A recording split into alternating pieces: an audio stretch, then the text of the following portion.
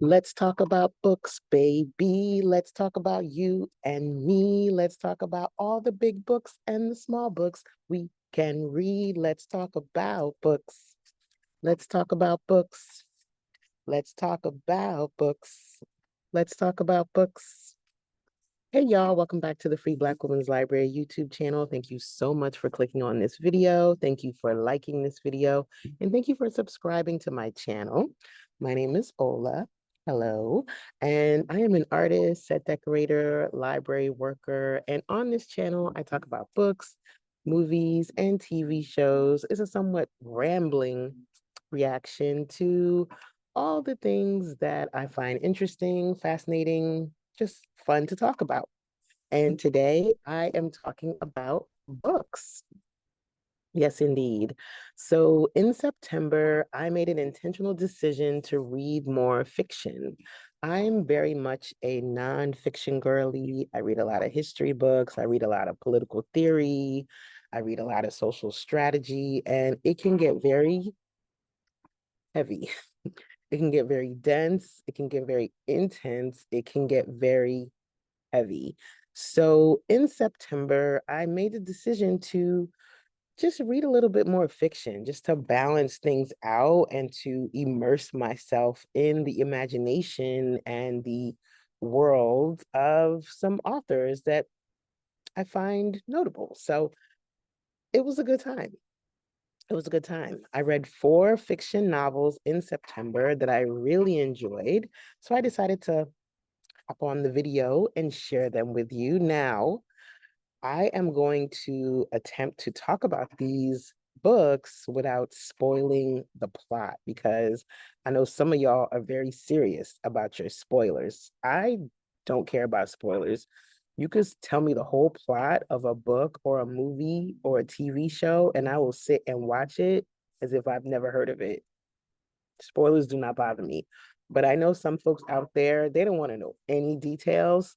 So I'm going to attempt to talk to you about these 4 novels without giving away too much details. Okay, so here we go. So the first book that I read in September is Necessary Fiction. Necessary Fiction by Elagosa Osunde. And I apologize, y'all, because I know that the book is appearing on your screen backwards. I tried to record this on my phone so that wouldn't happen, but it wasn't working. So I'm doing it on my Zoom the way I do my other videos. So just please know this is Necessary Fiction, really dope cover by an amazing Nigerian artist named Toyin Odutola. And the writer is also Nigerian. So this book is part of what attracted me to reading this book is because I read the first book by this author called Vagabonds.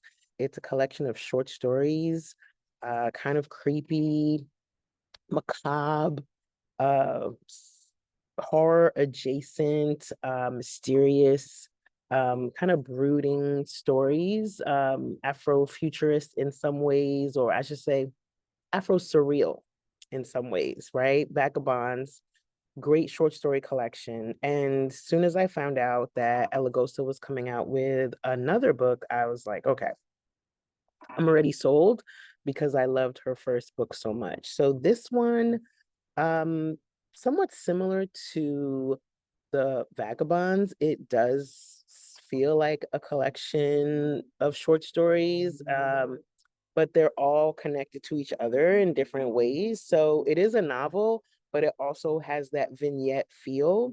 There's multiple characters, and we get to hear the voices of these different characters. And part of what I really enjoyed about this book is that we get to experience characters who are queer, who are Black, who are Nigerian, West African, and they are not necessarily traumatized by the fact that they're queer, they're gay, they're trans, they're non-binary.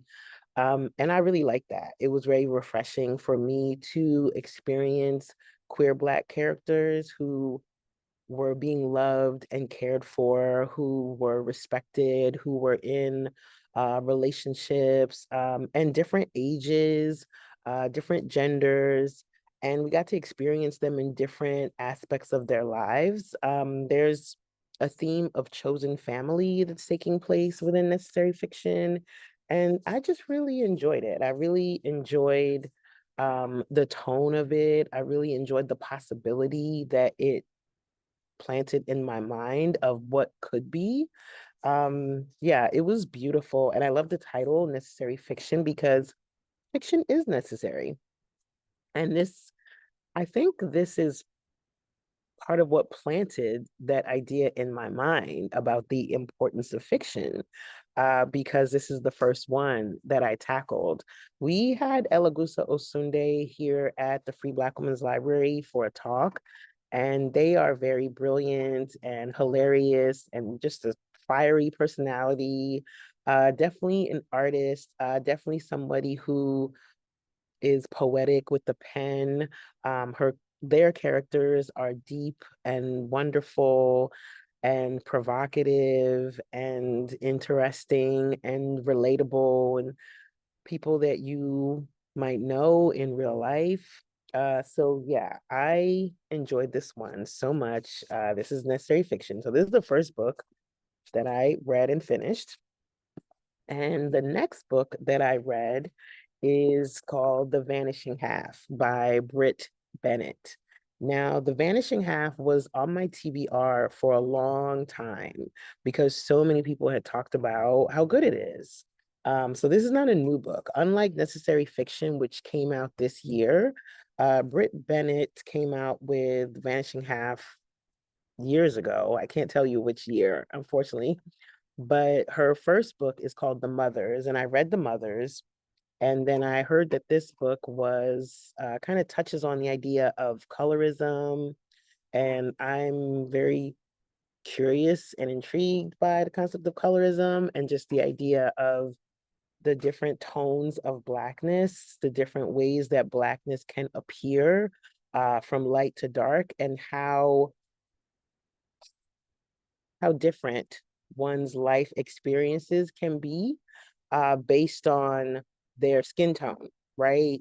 What you have access to in terms of love, in terms of care, in terms of education, in terms of class varies depending on your skin tone, the way you move through the world, the way you decide to move through the world very much is often based on your skin tone, right? There's this idea that light skinned people are treated better and darker skinned people are more criminalized, more marginalized, more oppressed. And there's factual data that proves this, along with all of the anecdotal stories that we hear about and the evidence of it that we see in the world, right? So The Vanishing Half is a story that travels through time. I would say that it definitely has a historical fiction feel. It has, I would call it a Southern narrative as well. A lot of the story does take place in the South, and we experience generations, as I said, and we experience family dynamic between twins, between sisters, between mother and daughter. And for those of you who have read Passing, the classic book by Nella Larson, it does have a Passing-esque feel to it. And I don't want to give away anything more, but it did take me a while to finish this book. I had to kind of push myself through it, but the ending was satisfying. So I'm glad I finished it and I'm glad I read it. So shout out to Britt Bennett for these fascinating characters that she gave us in this story, and also for using the concept of place, as in location, to also show how place tends to also influence um, the way we move through the world and the culture of skin tone. So yes, so Vanishing Half, that is the second book that I read. And how am I doing so far? I'm not spoiling the story for y'all, right? Right? Okay. So the third book I read, which I really, really enjoyed, and it's probably going to go on my list as one of my favorites of the year. This book is called Dominion. Dominion is by Addie Kitchens, and this is her debut novel. And Addie is an incredible writer. I love her writing. This is described as church fiction, and it also kind of feels like a Southern narrative to me. It is in the house of Toni Morrison, Zora Neale Hurston in terms of the themes and the styles being explored, being used. Addie's prose is hilarious and poetic and wonderful. And it's a coming of age story. And it's also a story that explores the effects of the patriarchy and misogynoir, and how men are propped up in society, and women are not, especially within the world of religion, within Western religion, within Christianity specifically. Dominion, really, really, really good read. I really enjoy books where you experience the humanity of a wide range of characters. All these characters are flawed and all of these characters are real, and each one has such a unique voice, and we get to hear it throughout the entire book. Similar to The Vanishing Half, similar to Necessary Fiction, these three books. One thing I enjoyed about all three books is that you don't just hear the story from one person's point of view, you hear it from multiple characters' points of view. And the thing that is so wonderful and makes these writers so talented is that you have different characters, and each one is telling the story from their own POV, and each one's POV is exceptionally different from the other. So there's not a lot of overlap. So you're experiencing multiple people at once. And that's fun to me, right? You're immersed in a world. There's world building that's taking place in this city of Dominion. Yo, Addie put her foot in this book. It's so good. And it's a quick read. It's a fast read, as you can tell. It's not super long. And I think I ran through this one. I think I finished this in a weekend. So really great read. I think this is a fun book to take if you're on like a long train ride. You could probably finish it to and fro. And yeah, great book. Great book. All right. So the fourth novel that I read is called Model Home by Rivers Solomon. And Rivers Solomon is one of my favorite writers of all time. I am not a big fan of horror because I get scared quite easily. So I don't watch horror films. I've never seen a Jordan Peele movie. I sat through Sinners with my eyes covered through most of it. And I barely can sit through an episode of Law and Order SVU these days. But whenever River Solomon comes out with a book, I'm on it immediately. I have read all of their books, Unkindness of Ghosts, The Deep, Sorrowland, very much Afro surreal, Afro speculative, Afro horror, Gothic horror type of vibes taking place within their work. This one, out of all of the books that I've read, I feel like this one would qualify for horror the most, with Sorrowland being a close second, which is their last book before this one. The one before that one, in Unkindness of Ghosts, is more Afro-speculative, dystopian, right? Sorrowland is a combination of dystopian and horror to me, although it is described as Gothic horror in what I've read. Either way, either way. Model home is the story of a haunted house. And I picked this one not just because it's River Solomon and they're one of my favorite authors, but also because we're easing into spooky season. It's October, and I just wanted to just read a little something to spark spooky vibes within my reading practice. And this definitely did that. I was breathless throughout the whole story. It had me on the edge of my seat. I ran through this story. Similar to the other books, you have multiple characters. You have the story of a family dynamic that is somewhat toxic in some ways. But this is the haunted house.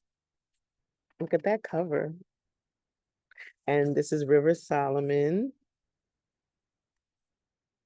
So yeah, so if you're the type of person who likes spooky stuff, who likes scary stuff, definitely check this one out. If you're not, if you're easily scared and easily freaked out, this might be a lot to take in. There were some scenes and moments that took place in this book that gave me heart palpitations and a little bit of anxiety. But at the end of the day, it's an excellent story that is not just horror, but also a little bit of a mystery. Themes explored in this book, racism for sure, family dynamics, the way racism can change, the way racism can affect, let me not say change, the way racism can change the way we parent and raise our children. And yeah, I don't want to say too much more, but so far I have enjoyed every single book that I've read by this author. And that's saying a lot because that doesn't happen often. I feel like the only other author that that's happened with is maybe a Quakey Amazy in terms of the books. Um, the what's it called? Prolificity of books that they've put out. Because Rivers just back-to-back hits, similar to a Quakey Amazy, Freshwater, Little Rock, You Made a Fool of Death of Your Beauty, Dear Southern, similar, so anywho. But these are them. These are the 4 books that I read in September. 4 good works of fiction. Now, to all you people out there who are similar to me, who don't often gravitate towards fiction, I want to encourage you and implore you and tell you to nurture your reading practice by stepping out of your comfort zone and stepping into an imaginary world, step into the mind of an author that you like, that you enjoy, and see what happens. This really inspired me. Let me tell y'all, reading these books exposed me to new types of language, to new ideas, and it actually had me writing a little bit. So I'm excited about that. Either way, that's all I wanted to share with y'all. Leave a comment and let me know how your reading practice is going and what books you read so far that you really enjoyed, especially if they're fiction. And I'll be back again with another Rambly reaction video. All right, bye y'all. Thanks.